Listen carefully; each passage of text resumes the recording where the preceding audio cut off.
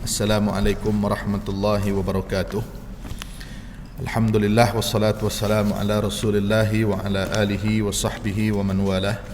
Rabbi syrah li sadri wa yassir li amri wahlul 'uqdatam min lisani yafqahu qawli. Rabbi yassir wa la tu'assir ya karim. Rabbi zidna ilma warzuqna fahma, amma ba'du. Alhamdulillah wa syukrulillah.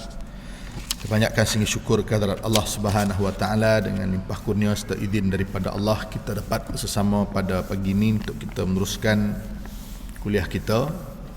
Dan insya-Allah pada pagi ini kita akan membaca hikmah yang ke-68 daripada kitab Ahhasinul Kalim Syarhul Hikam yang dikarang oleh tuan guru kita Dr. Zulkifli Al-Bakri. Insya-Allah di bawah tajuk yang sering menjawab segala pertanyaan, ataupun hikmah yang ke-68 ini berbicara berkenaan dengan adab-adab seseorang yang dikurniakan Allah dengan ilmu ma'rifat ataupun ilmu mengenal Allah Subhanahu wa taala.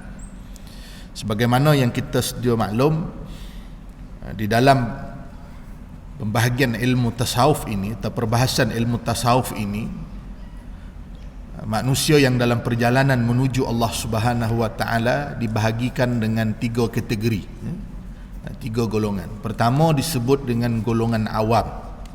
Golongan awam, golongan yang di dalam usaha menuntut ilmu, melakukan amal ibadah, bermujahadah, ini dipanggil awam. Maka ilmu-ilmu yang dikurniakan ataupun ilmu-ilmu yang ada pada seorang awam, ilmu yang bersifat zahir seperti ilmu-ilmu yang bersifat umum, ilmu fiqahnya, ilmu tauhidnya, ini disebut dengan awam. Golongan pertama disebut dengan awam. Golongan yang kedua disebut dengan salik.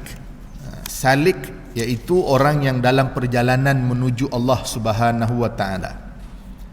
Dalam alam Melayu kita selalu kita bincang satu kitab dipanggil Siyarus Salikin, kan? Perjalanan seorang salik menuju Allah Subhanahu wa taala. Seorang salik dia sudah melalui proses mujahadahnya, melalui bimbingan daripada guru yang mursyid. Ini dipanggil sebagai salik. Dan yang ketiga disebut dengan golongan arif, golongan yang sudah sampai kepada martabat arif, mengenal Allah. Disebut dengan golongan arifin ataupun golongan arif billah, orang yang mengenal Allah atau orang yang dikurniakan ilmu mengenal Allah Subhanahu wa taala. Orang yang dikurniakan ma'rifah Allah Subhanahu wa taala ini disebut dengan golongan arif. Baik. Jadi yang kita nak bincang pada hari ini adalah berkaitan dengan adab seorang ahli ma'rifat. Orang yang sudah sampai kepada maqam mengenal Allah Subhanahu wa taala, maka ada adabnya di dalam memelihara amanah ilmu yang dikurniakan oleh Allah Subhanahu wa taala.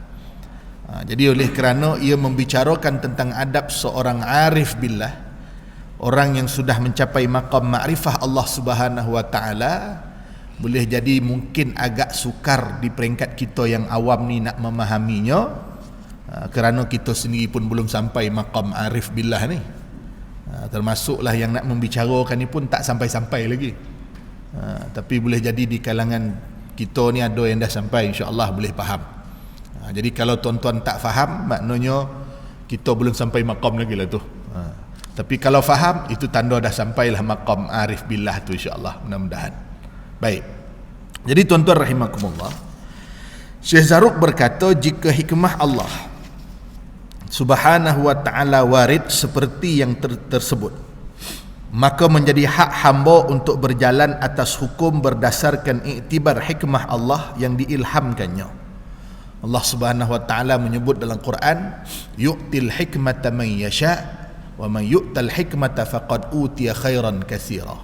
Allah boleh beri hikmah kepada sesiapa yang Allah kehendaki. Sesiapa yang dikurniakan oleh Allah Ta'ala akan hikmah, maka dia akan beroleh kebaikan yang begitu banyak. Maka disebut Allah Subhanahu wa Ta'ala mengurniakan hikmah kepada orang yang Allah Ta'ala pilih, yang Allah Ta'ala kehendaki di kalangan hamba-hamba Allah Subhanahu wa Ta'ala untuk memperolehi hikmah tersebut. Hikmah itu warid daripada Allah, iaitu pemberian daripada Allah Subhanahu wa taala. Warid ni maksudnya pemberian, kurnia daripada Allah. Sebab kita dah bincang dalam hikmah yang sebelum ni, hikmah yang ke-67 dipanggil waridat ilahiyah, waridatul ilahiyah, pemberian daripada Allah Subhanahu wa taala. Dia bukan dengan jalan usaha tetapi kurnia daripada Allah Subhanahu wa taala. Baik. Maka orang yang dikurniakan oleh Allah taala dengan hikmah tersebut berjalan menurut hukum berdasarkan iktibar hikmah, sesuai dengan hikmah yang Allah taala kurniakan kepadanya. Justru kalau dia bercanggah, sebenarnya dia dalam kejahilan seperti mana kata pengarang di bawah. Maknanya ada adab-adab yang perlu dijaga. Ada adab yang perlu dijaga bagi seorang yang telah mencapai arif ataupun makrifah kepada Allah Subhanahu wa taala. Sekiranya dia tidak menjaga adab-adab tersebut, sesungguhnya dia seorang yang jahil. Tuan-tuan, nak mudah faham lagi beginilah. Ada di kalangan hamba-hamba Allah Ta'ala ni yang Allah Ta'ala muliakan dia dengan menjadi dikurniakan dia dengan kelebihan dan keutamaan, diangkat sebagai awliya illah, kekasih Allah. Kita sebut wali Allah lah, kekasih Allah. Golongan yang diangkat menjadi wali Allah ni, dia ada keistimewaan dia, dia ada kelebihan dia, dan dia ada kurniaan yang Allah beri kepada dia yang Allah tak beri kepada orang lain. Antara kurniaan terbesar bagi seorang awliya illah ni, Allah beri dia hikmah, Allah beri dia ilmu, Allah beri dia kebijaksanaan. Hikmah lah ataupun ilmu ataupun ma'rifah. Maka di sana dia perlu menjaga adab-adab sebagai seorang yang telah dikurniakan oleh Allah Ta'ala akan ilmu ma'rifah tersebut. Maka di sini kata Imam Ibn Atta'illah, apabila dia melakukan 3 perkara yang akan dibincangkan ini nanti, itu menunjukkan kejahilannya dengan ilmu yang diberikan. Baik, bukan bermakna bila kita bincang tentang hikmah ini kita nak memperlekehkan orang, bukan. Tetapi hikmah ini lebih membicarakan kepada bagaimana adab yang perlu dijaga bagi seorang yang sudah mencapai makrifah. Apatah lagi yang kita belum mencapai maqam makrifah Allah Subhanahu wa taala. Kita yang belum dikurniakan oleh Allah Ta'ala suatu kedudukan seumpama golongan yang diberikan oleh Allah Ta'ala makrifah ini, maka terlebih-lebih lagi lah perlu kita menjaga adab sebagai seorang yang dalam perjalanan menuju Allah Subhanahu wa taala. Baik, saya bacakan hikmahnya. Man ra'aitahu mujiban an kulli ma su'ila wa mu'abbiran an kulli ma syahida wa zakiran kulla ma 'alima fastadilla bizalika ala wujudi jahlih. Man ra'aitahu mujiban an kulli ma su'ila wa mu'abbiran an kulli ma syahida wa zakiran kulla ma 'alima fastadilla bidzalika ala wujudi jahli. Baik, terjemahannya, sesiapa yang selalu menjawab segala pertanyaan, sering menceritakan segala yang telah dilihat dan menyebut segala yang dia ingat atau yang dia ketahui, maka ketahuilah bahawa yang demikian itu tanda kebodohan seseorang itu. Itu adalah maksud daripada hikmah yang ke-68. Sesiapa yang selalu menjawab segala pertanyaan, mujiban an kulli ma su'ila, menceritakan segala apa yang telah dilihat dan menyebut segala yang dia ingat, maka ketahuilah bahawa yang demikian itu tanda kebodohan seseorang. Ada 3 perkara. Menjawab semua yang ditanya, menceritakan semua yang dilihat, dan memberitahu segala ilmu yang diketahui. Ini 3 perkara yang disebut oleh Imam Ibn Atta'illah sebagai tanda kejahilan orang yang diberikan oleh Allah Ta'ala akan ilmu ma'rifah Allah. Maka adabnya yang perlu dipelihara, setiap perkara yang ditanya tidak semestinya ia wajib dijawab. Ada soalan ataupun ada pertanyaan yang tidak wajib dijawab. Ada hak untuk dijawab, ada hak untuk tak dijawab.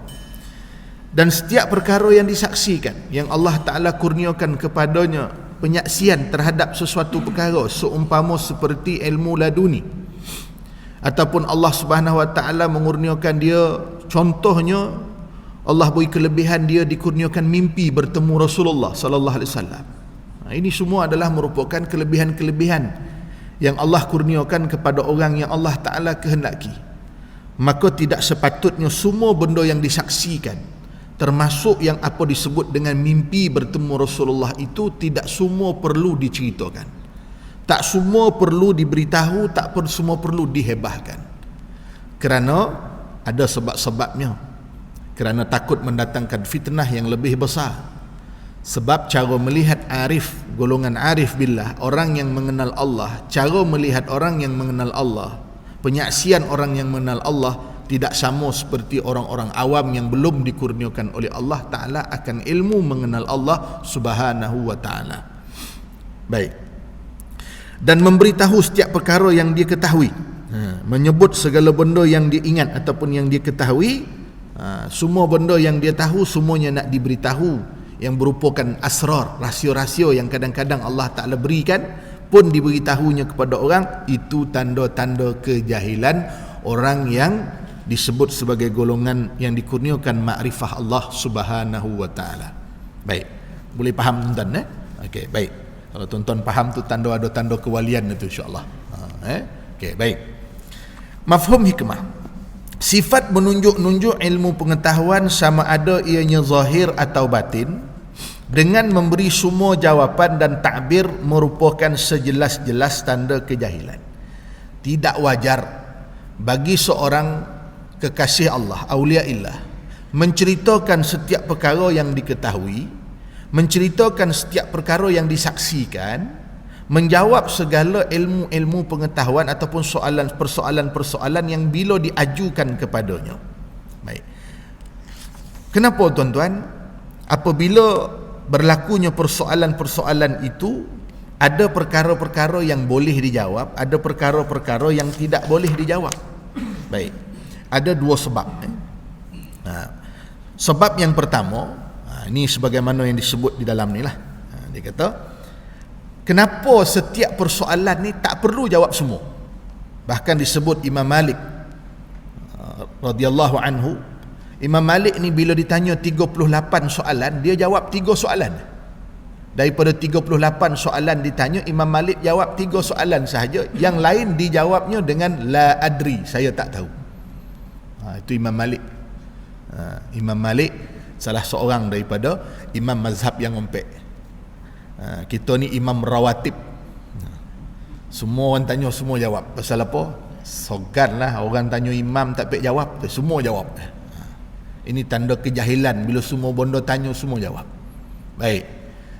Jadi kenapa setiap persoalan tak perlu dijawab? Tak semua persoalan perlu dijawab sebagai satu adab seorang arif billah, orang yang mengenal Allah Subhanahu Wa Ta'ala. Kita ni tak boleh jawab, memang tak reti. Kalau tuan-tuan tanya saya tak boleh jawab tu bukan tawaduk dah, memang tak reti, memang tak pandai. Sebab itu kalau saya buat kuliah, saya tak buka soalan, sebab saya tak reti jawab soalan. Ngajar boleh, jawab tak boleh. Jawab tanya dengan sahibul samahah kita, tuan guru kita. Baik. Jadi yang pertama, kenapa setiap persoalan tak boleh jawab? Pertama, menjawab semua persoalan bermaksud dia menguasai semua ilmu. Sudah tentulah menguasai semua ilmu itu bukan sifat seorang manusia. Orang yang benar-benar mengenal Allah Ta'ala, dia mengenal bahawa yang menguasai ilmu, ihatatul ilmi, hanya milik Allah Ta'ala. Wallahu bikulli syai'in alim. Allah Ta'ala mengetahui setiap sesuatu. Jadi semua persoalan dijawab seolah-olah kita merasakan diri kita menguasai semua ilmu. Maka dari sudut adabnya tak kono. Itu satu. Kenapa setiap persoalan yang ditanya tidak perlu semua dijawab? Kerana menjawab semua persoalan seolah-olah bermaksud menguasai semua ilmu. Baik.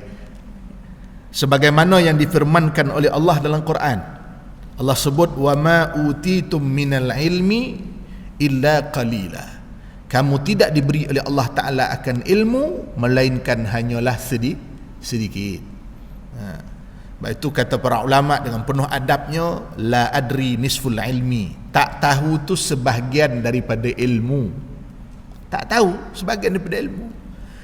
Kita ni pula sebagai orang yang bertanya, kalau kita bernanya, pertanyaan kita itu tak dapat dijawab, ataupun pertanyaan kita itu persoalannya tak dijawab, maka jangan pula kita perlekehkan orang yang ditanya.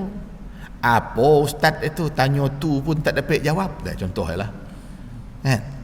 Adab yang bertanya dan adab yang ditanya satu hal dah. Yang kita bincang hari ini adab orang yang dikurnia oleh Allah Ta'ala akan ilmu makrifah. Maka sebagai akhlaknya adalah setiap persoalan tak perlu dijawab. Dia tak perlu nak menjawab semua persoalan. Kerana pertama, menjawab semua soalan seolah-olah menyifatkan diri menguasai semua ilmu. Yang kedua, kenapa tak semua persoalan tak perlu dijawab?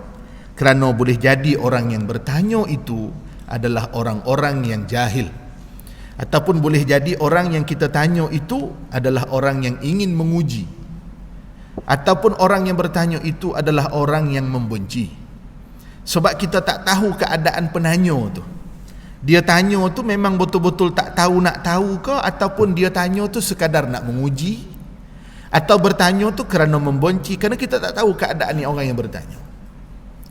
Umpama kadang-kadang dia bertanya tentang hukum bid'ah sesuatu perkara.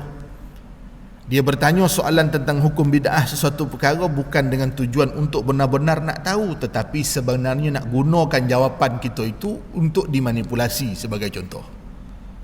Jadi keadaan orang yang bertanya itu kadang-kadang ianya tidak sesuai keadaan orang yang bertanya itu.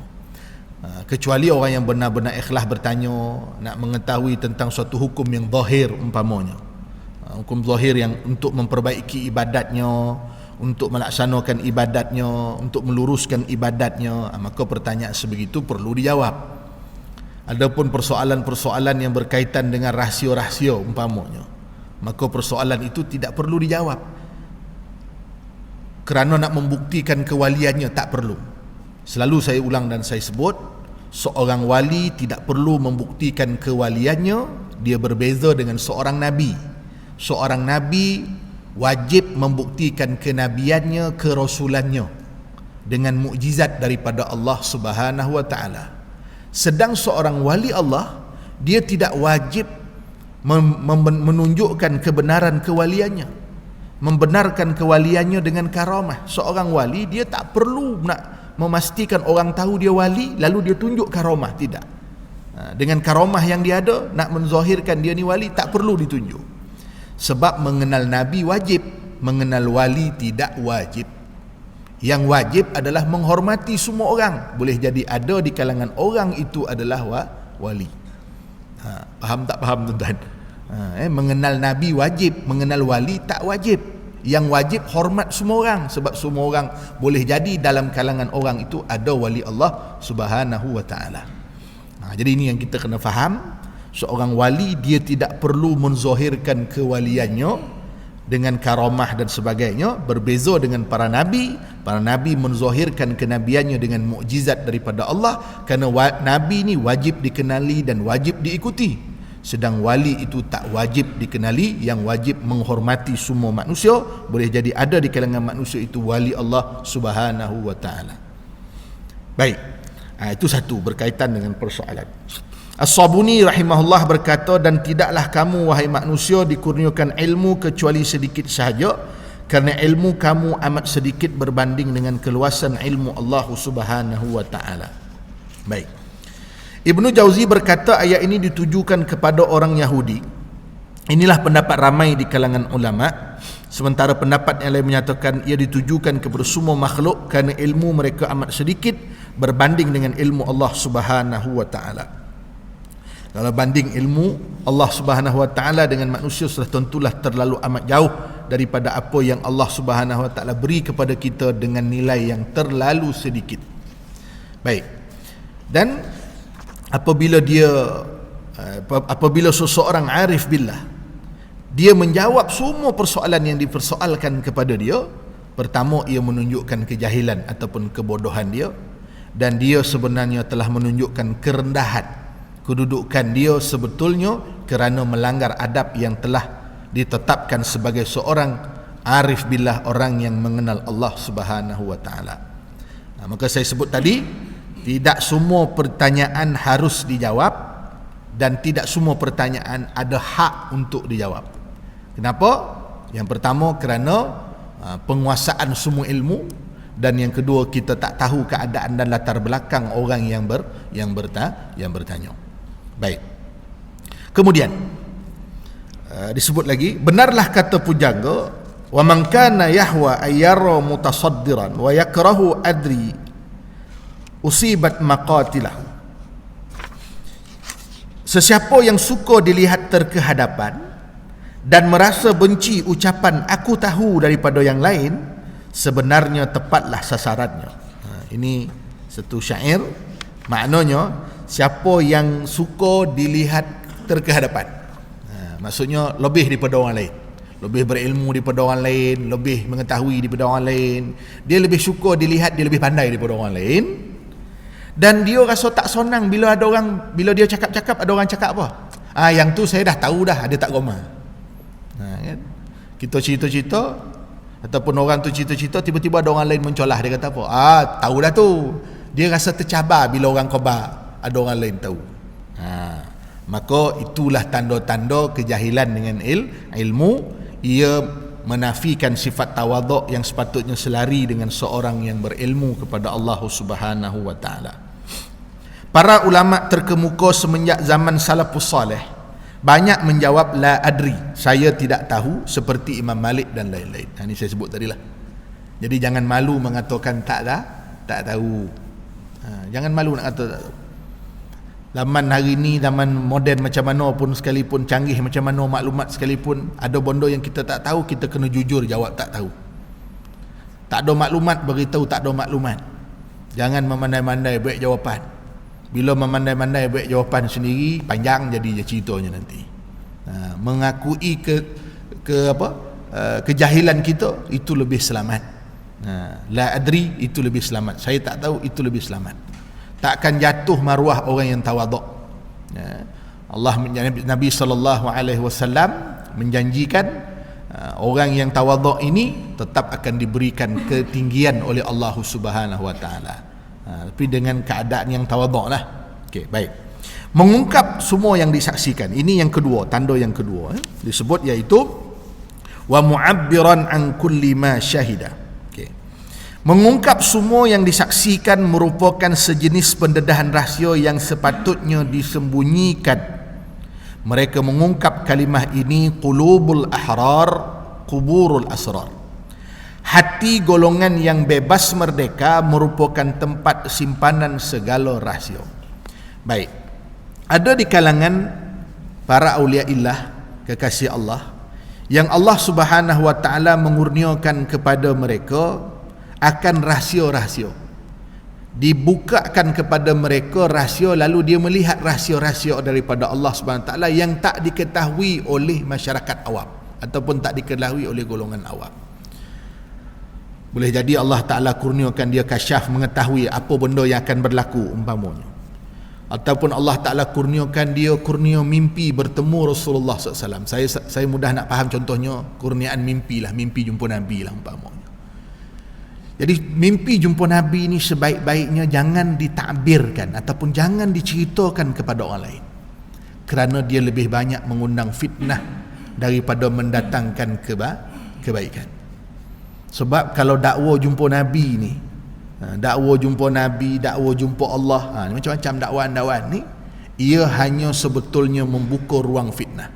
Walaupun ada yang Allah Ta'ala pilih di kalangan hamba-hamba Allah, memang ada, harus hukumnya Allah Ta'ala nak pilih orang yang Allah Ta'ala kehendaki untuk mimpi bertemu Nabi.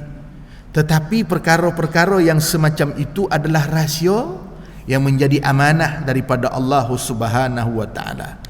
Kalau kita sampaikan, kalau kita hebahkan sesuatu rahsia yang Allah telah beri kepada kita, bermakna kita telah khianat terhadap amanah yang diberikan oleh Allah Subhanahu wa taala.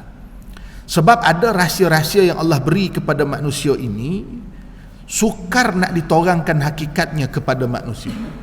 Sukar nak diceritakan kepada manusia untuk manusia memahami hakikat perkara tersebut. Maka adab para aulia illah terhadap perkara yang disaksikan, maka hendaklah dirahsiakan, bukan disebarkan ataupun bukan dikongsikan atau diceritakan. Saya ambil contoh paling mudah sebut tadi, mimpi jumpa Nabi lah. Kalau betul ada di kalangan tuan-tuan, alhamdulillah, dikurniakan mimpi bertemu Nabi. Kalau kita nak bercerita dengan tujuan nak dapat kepastian, tanya dengan guru yang mursyid, itu tak apa. Jangan up status dalam Facebook, alhamdulillah malam tadi mimpi jumpa Nabi. Nabi pesan suruh tuan-tuan semua masukkan duit dalam akaun saya. Itu lagi tak betul lah tu. Saya ingat lagi tuan guru kita pernah cerita orang yang buat ajaran sosek, ajaran sesat. Dia guna mimpi. Dia kata mimpi jumpa Nabi, dia kata. Dia balik dari satu tempat, dia kata saya mimpi jumpa Nabi, Nabi suruh angkat saya jadi ketua dalam kumpulan ni, semua orang kena ikut saya, dia kata. Dia pakai mimpi jumpa Nabi, dia beritahu Nabi suruh angkat dia jadi ketua. Jadi ada yang tak perhati ni. Yang tak perhati dia pun pergi tempat yang sama. Balik dia pula cerita, saya mimpi jumpa Nabi, Nabi beritahu suruh turunkan kau, naikkan aku, dia kata. Jadi kalau semua orang boleh mendakwa-dakwa dengan apa yang disaksikan, boleh takbir semua yang disaksikan sebegitu, maka rendahlah jadi nilainya rahsia Allah Ta'ala tu. Seumpama Allah Subhanahu Wa Ta'ala mengurniakan kepada orang-orang yang dipilih oleh Allah Subhanahu Wa Ta'ala. Baik, tuan-tuan, ada tiga kelemahan, tiga perkara lah. Semua benda apabila disaksikan itu diceritakan, seumpama macam mimpi tadilah, ada tiga keburukan dia. Pertama, dia merendahkan nilai rahsia tu. Bila kita cuba cerita-cerita ke orang, sebenarnya kita merendahkan nilai mimpi jumpa Nabi tu. Sedang mimpi jumpa Nabi ni ada nilai yang sangat tinggi. Contoh saya sebut ni mimpi jumpa Nabi lah, senang lah, tu yang paling mudah sekali lah. Ngaji hikam baru sampai 68 dakwa jumpa Nabi dah, mimpi jumpa Nabi. Ni borek juga ni. Kita rendahkan nilai rahsia yang Allah beri tu. Itu pertama, merendahkan nilai rahsia yang Allah beri.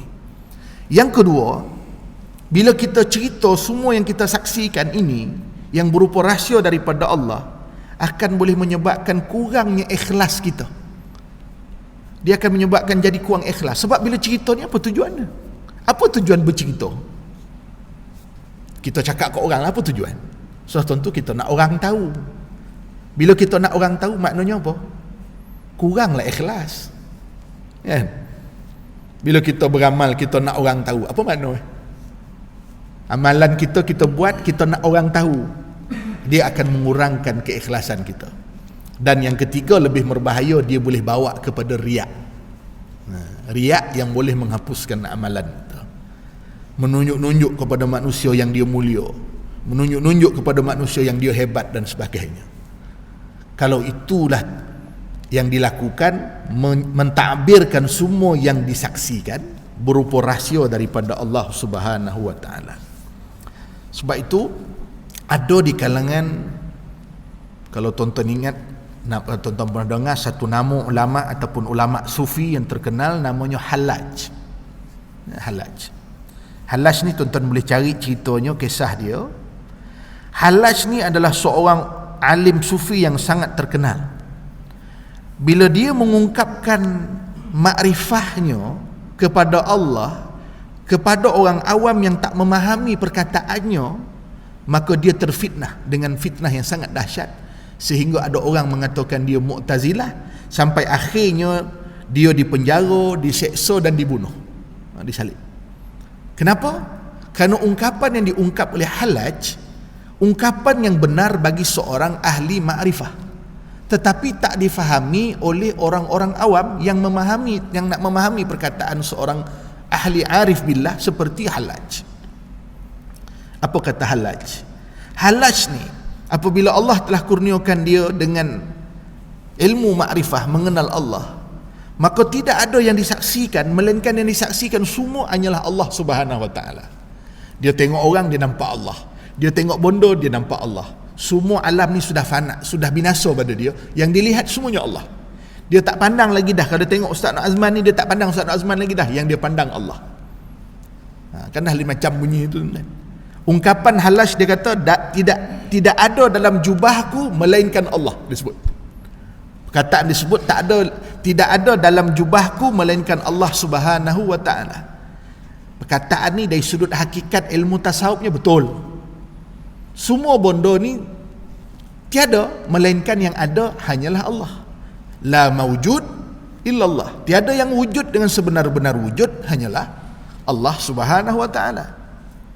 Tapi bagi orang-orang awam yang tidak memahami perkataan ini, maka dia mengatakan bahawa Hallaj mengaku dirinya Tuhan.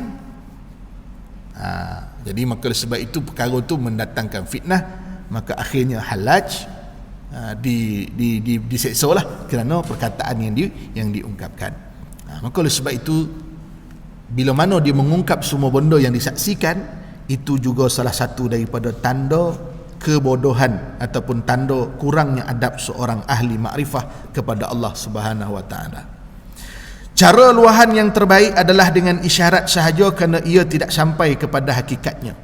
Hal ini seperti mana kenyataan mereka, ilmuna isyaratun fa iza shara ibaratan khufiya. Ilmu kami secara isyarat, apabila menjadi ibarat, nescaya ia tersembunyi. Sebab itu di kalangan para awliyaillah, kadang-kadang apabila dia mengetahui sesuatu benda, dia tak sebut secara hakiki, dia tak sebut secara terus, tetapi disebut hanya dalam bentuk isyarat sahaja. Umpamanya dia suruh beramal banyak-banyak, baca ni banyak-banyak, banyakkan beramal ni, ulang ni banyak-banyak, baca ni. Itu semua dalam bentuk isyarat, bukan dalam bentuk hakikat. Walaupun mungkin ada di kalangan mereka yang dah tahu dah, dikurniakan oleh Allah Ta'ala rahsia mengetahui apa nak berlaku, contohnya, maka dia pesankan banyak membaca la ilaha illallah, mudah-mudahan kita mati husnul khatimah. Rupa-rupanya Allah dah beritahu, dia dah diungkapkan rahsia, Allah Ta'ala dah buka pada dia rahsia, akan berlaku satu musibah, semua orang mati secara mengejut, contohnya. Maka orang yang arif billah ini, dia mengungkapkan secara isyarat, banyakkan baca la ilaha illallah. Ini contohnya. Dia tak sebut secara direct, dia tak sebut secara terus. Kalau tuan-tuan dapat message, kau dapat WhatsApp kau kan, akan berlaku ni menurut wali ni, jago-jago lah tu. Itu secara terus. Seorang aulia illah, dia tidak akan memberi isyarat, dia tidak akan memberi melainkan dengan cara isyarat. Dia tak akan meluah dengan cara hakikat, melainkan dengan secara isyarat sahaja. Baik. Menerangkan setiap yang dia tahu sebenarnya tanda kelemahannya dalam menilai maklumat dan ilmu pengetahuan. Hal ini kerana ia mungkin untuknya sahaja, dan apabila terangkan kepada yang lain, mereka akan tercengang dan keheranan. Ilmu, ada ilmu yang Allah kurnia, cukup memadai untuk dia sahaja. Bila dia cerita pada orang lain, boleh jadi akan hairan orang, dan orang tak akan faham apa yang dia ungkapkan. Benarlah kata arifin, sebahagian arifin, inni la aktum min ilmi jawahirahu kaila yarul haqqa zu jahlin fayaftinana. Sesungguhnya daripada ilmuku aku sembunyikan permatanya, supaya kebenaran tidak dilihat oleh jahil yang fitnah kami. Apa juga tuan-tuan, ilmu ni ada peringkat dia. Ada peringkat yang perlu diketahui oleh semua orang. Ada ilmu yang hanya perlu diketahui oleh beberapa orang. Dan ada ilmu yang elok orang lain tak tahu. Kan tu ilmu. Ada ilmu yang semua orang perlu tahu ilmu tu. Contoh ilmu apa? Ilmu fiqh, ilmu tauhid, ilmu fiqh, ilmu tauhid, ilmu zahir, ilmu nak betulkan amalan, nak betulkan i'tiqad kita kepada Allah, ilmu nak merosihkan hati kita. Dan ada ilmu yang ada orang-orang yang tertentu yang dikurniakan oleh Allah Ta'ala untuk tahu. Contohnya golongan-golongan yang diberi kepakaran, contohnya, ataupun golongan-golongan yang dikurniakan oleh Allah ma'rifah. Ini orang-orang yang Allah Ta'ala pilih untuk mengetahui ilmu. Bahkan ada ilmu yang tak perlu diketahui langsung oleh manusia. Contohnya membahas mengenai Allah. Disebut tafakkaru fi khalqillah wa la tafakkaru fi zatillah fatuhlik. Kamu hendaklah berfikir pada kejadian ciptaan Allah, jangan berfikir tentang zat Allah, nescaya kamu akan binasa. Berlebih-lebihan cuba nak menggambarkan Allah Subhanahu wa taala, ini sesuatu yang boleh membawa kepada kebinasaan. Itu Nabi SAW pernah menyebut, umirna an ukhatibun nas biqadri uqulihim. Kami ni kaum yang diperintahkan supaya bercakap dengan manusia mengikut kadar akal mereka. Bercakap ikut kadar kemampuan akal manusia boleh terima. Contohlah, paling senang lah tuan-tuan, kita bercakap dengan budak umur 4 tahun. Takkan bercakap dengan budak umur 4 tahun kita nak membicarakan sesuatu yang tinggi, nak bicarakan ilmu-ilmu yang mendalam. Cukup di peringkat umur 4 tahun boleh jadi kita memperkenalkan mereka dengan asma'ullah, contohlah. Biar dia hafal asma'ullah, hafal sifat wajib Nabi umpamanya, hafal bacaan-bacaan umpamanya. Peringkat dia, kadar umur dia. Lain dia dah meningkat lagi, baru boleh diceritakan secara lebih mendalam. Lepas tu ada ilmu yang manusia perlu wajib tahu, dan ada ilmu yang manusia perlu tahu dalam keadaan masa-masa yang tertentu. Umpama gitulah. Baik. Imam Muslim meriwayatkan hadis daripada Abdullah bin Mas'ud, katanya, ma anta muhaddisun qauman hadisan, muhaddisu qauman hadisan la tablughu uquluhum illa kana li ba'dihim fitnah.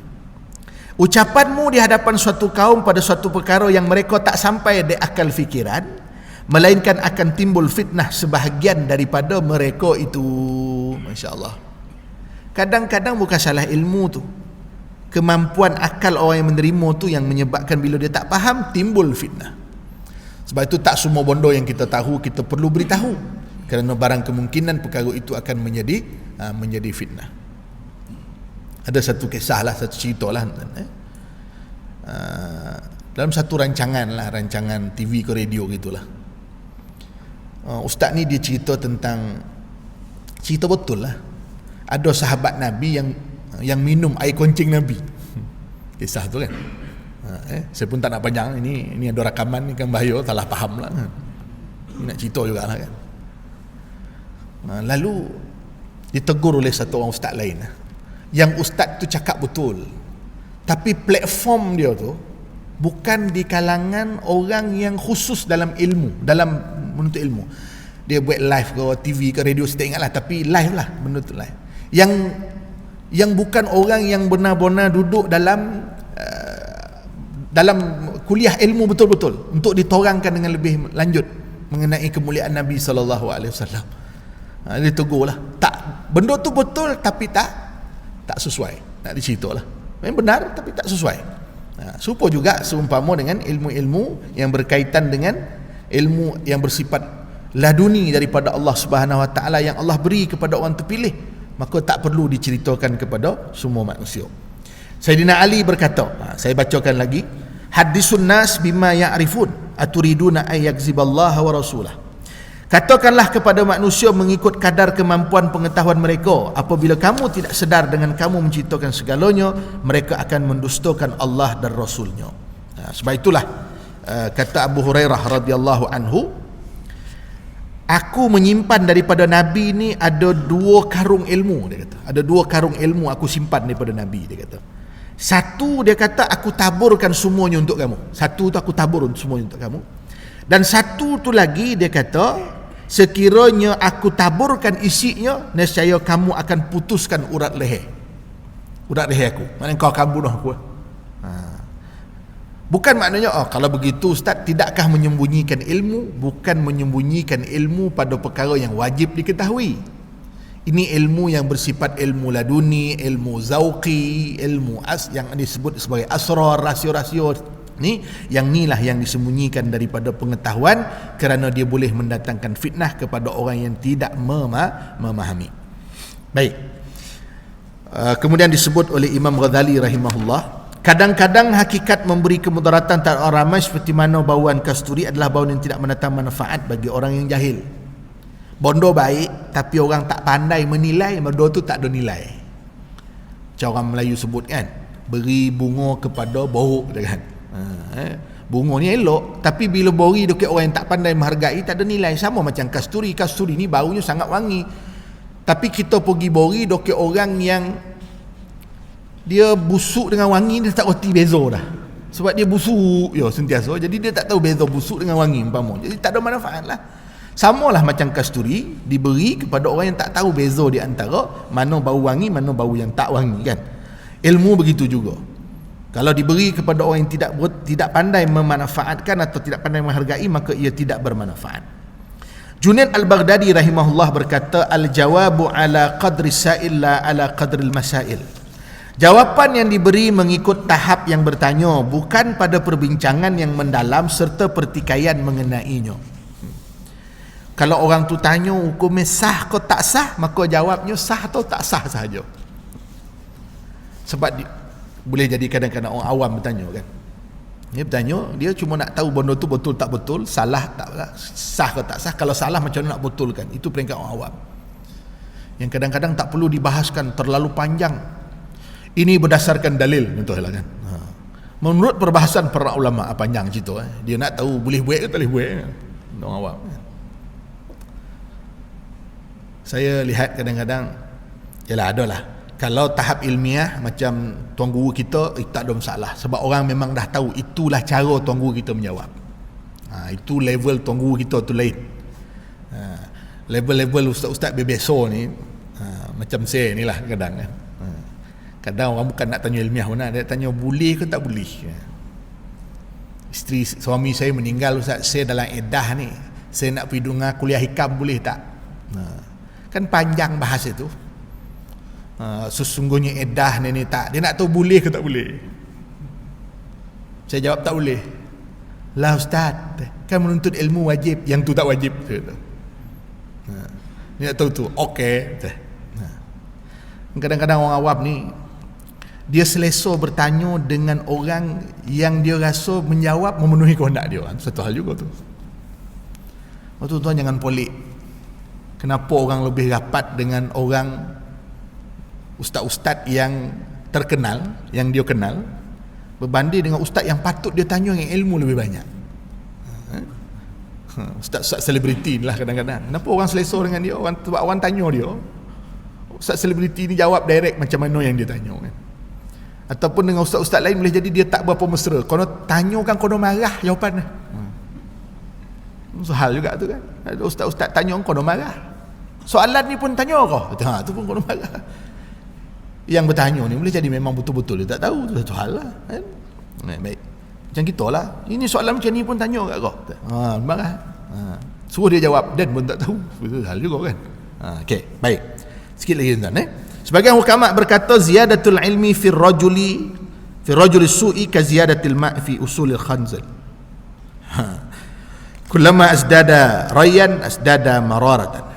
Tambahnya ilmu pada seorang yang jahat seumpama bertambahnya air di pangkal labu yang pahit. Setiap kali bertambah air, bertambah pula pahitnya. Baik. Ilmu-ilmu ni dia bermanfaat bagaimana? Sebab tu tuan-tuan jangan kira saya ni ustaz dah dapat belum ilmu robani ke ilmu laduni ni, saya dapat ke belum, ataupun macam mana saya nak dapat.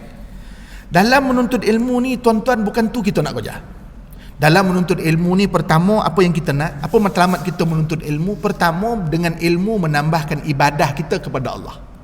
Ini ilmu bermanfaat. Makin banyak ilmunya, makin kuat dia beribadat kepada Allah. Makin banyak beribadat kepada Allah, ini tanda ilmu bermanfaat. Jangan dikoja ilmu rabani ko, ilmu laduni ko, bukan tu matlamat kita untuk ilmu. Saya ni dah lama ngaji dengan tuan guru ni, dah start bila ni ngaji sini? 2000, tahun 2000. Ni dah 20 tahun ngaji dah ni. Tak dapat lagi ilmu rabbani ni. Bukan tu matlamat mengaji. Matlamat mengaji pertama nak menambahkan ibadah kita kepada Allah. Makin banyak ilmunya, makin banyak ibadahnya. Solat sunatnya makin banyak, zikirnya makin banyak, baca Qurannya makin banyak. Mengaji makin banyak, makin malas pula sembahyang sunat. Ini ada masalah. So ilmu yang bermanfaat, ilmu yang menambah ibadat. Yang kedua, ilmu yang kita pelajari itu menambahkan akhlak kita. Makin memperbaiki akhlak kita. Akhlak kita dengan Allah, akhlak kita dengan sama manusia, akhlak dalam media sosial, akhlak dalam Facebook, face to face, semua tu ada akhlak dia. Dengan ilmu menambahkan lagi, memperbaiki akhlak kita. Dia perbaiki akhlak kita. Maka itu tanda ilmu yang bermanfaat. Dan yang ketiga, ilmu menambahkan rasa takut kita kepada Allah. Makin kita belajar, makin kita menuntut ilmu, maka semakin berasa takut kita kepada Allah Subhanahu wa taala. Jadi tuan-tuan, tuntutlah ilmu. Jangan kita meletakkan cita-cita nak menjadi orang yang dikurnia oleh Allah Ta'ala dengan ilmu Rabbani, ilmu rahsia-rahsia, ilmu ma'rifah dan sebagainya itu sebagai satu matlamat. Tapi ilmu itu matlamatnya adalah untuk menambahkan ibadat, memperbaiki akhlak dan menambah rasa takut kita kepada Allah Subhanahu wa taala. Jadi saya berhenti setakat ni dulu. InsyaAllah mudah-mudahan ada manfaat bagi saya dan tuan-tuan sebagai peringatan kita bersama. Yang baik datang daripada Allah, kurang lemah daripada saya sendiri. Semua itu tutup dengan tasbih kafarah dan surah wal asr. Bismillahirrahmanirrahim. Wal asr. Sana fi khusr illa alladhina astaghfiruka wa atubu ilaih. Wallahu taala a'lam. Wassalamu alaikum warahmatullahi wabarakatuh.